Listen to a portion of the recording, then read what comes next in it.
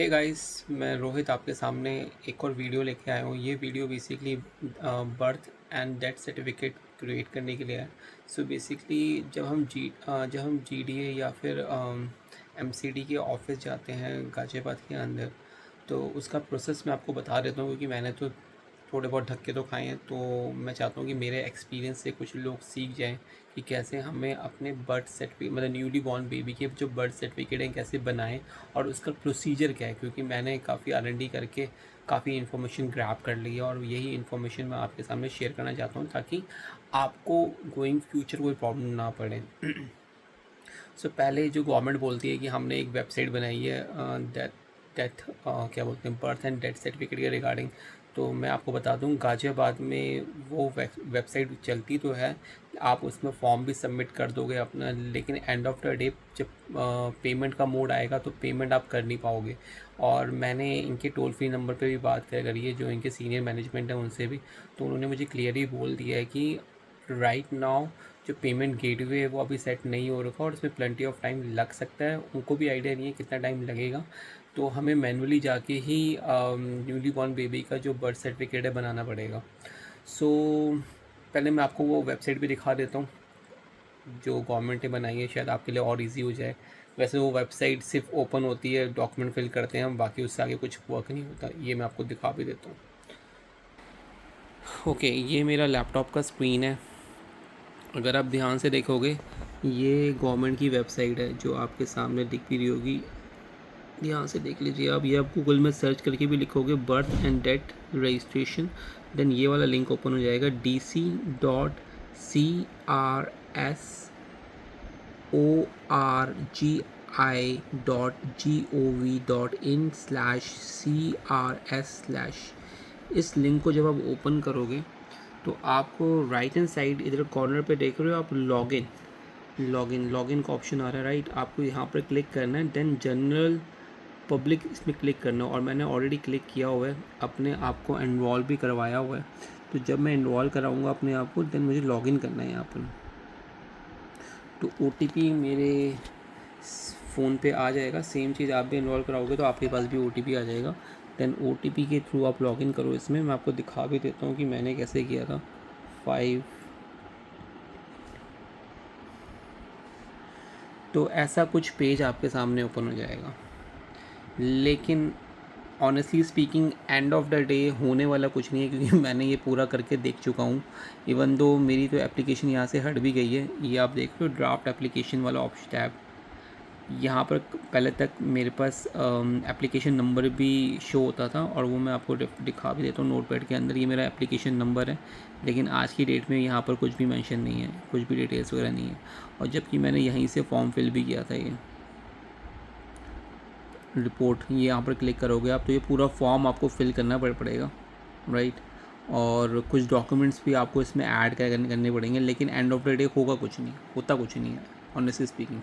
सो मेरा सजेशन तो आपके लिए यही है, अगर आप गाज़ियाबाद में रहते हो, इंदिरापुरम, वैशाली, वसुंधरा, इस जगह पे एरिया पे रहते हो, मतलब क्योंकि इस सराउंडिंग में तो मुझे पता ही है, बाकी आपके अपने गाज़ियाबाद में और भी जगह भी हों, आप कहीं रहते होंगे, तो ऑनलाइन तो कोई वर्थ इट नहीं है।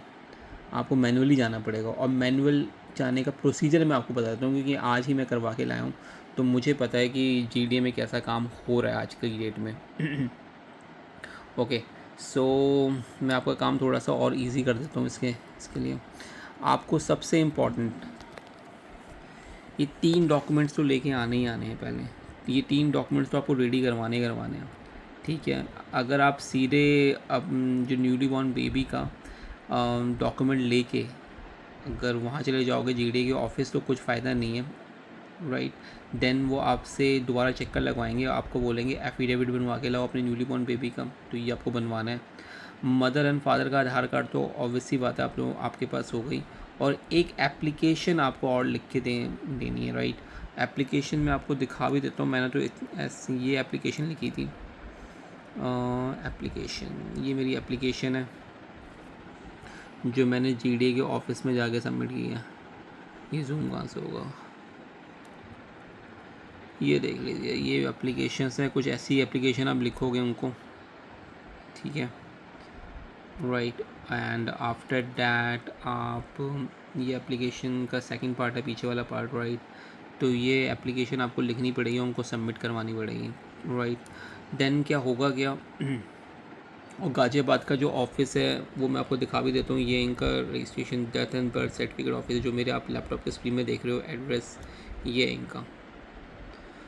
तो यहाँ पर जब आप जाओगे तो फर्स्ट फ्लोर पे इनका मतलब सीटिंग अरेंजमेंट है। तो आप फर्स्ट फ्लोर पे जाओ, सेक्टर 10 के अंदर है, वसुंधरा के अंदर। सो यहाँ पर आपको फर्स्ट कंसर्न पर्सन मिलेंगे, वो आपके डॉक्यूमेंट्स वगैरह चेक करेंगे, राइट।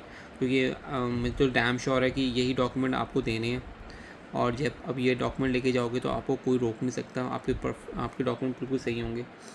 देन जो सेकंड ऑफिसर है वो भी आपके पेपर्स क्रॉस चेक करेंगे, ठीक है। क्रॉस चेक करने के बाद वो जो भी डॉक्यूमेंट्स आपने दिए हैं वहाँ पर, उसमें आपको ऐसा ये लिख के दे देंगे आपको, जैसे मेरे इसमें लिख के दिया हुआ है ये डेट्स दैट्स इट। ये इनकी रिसीविंग है काइंड ऑफ, ये आप रिसीविंग कर लीजिए, ये इनकी रिसीविंग है।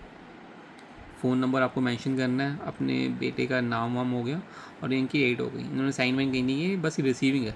और ये जो आप बर्थ सर्टिफिकेट देख रहे हो ना, ये आपको हॉस्पिटल से ही मिलेगा, वहाँ से नहीं मिला, ये तो रिसीविंग है, राइट। देन वो आपसे 20 रुपीज़ लेंगे इसके। एज़ यू नो डैट आप भी एजुकेटेड हो और हम भी एजुकेटेड हैं, ठीक है। आई डोंट नो ये 20 रुपीज़ किस बात के ले रहे हैं, लेकिन इन्होंने मुझे कोई रिसीविंग नहीं दी, पहले मुझे कोई 20 रुपीज़ की रिसीविंग नहीं दी। और 20 रुपीज़ इतने ह्यूज अमाउंट भी नहीं है, लेकिन येस मुझे बस यही कंसर्न था कि ये पैसे जा कहाँ रहे हैं, राइट। लेकिन एंड ऑफ द डे मुझे पता है कि पैसे उनकी पॉकेट में जा रहे होंगे, राइट।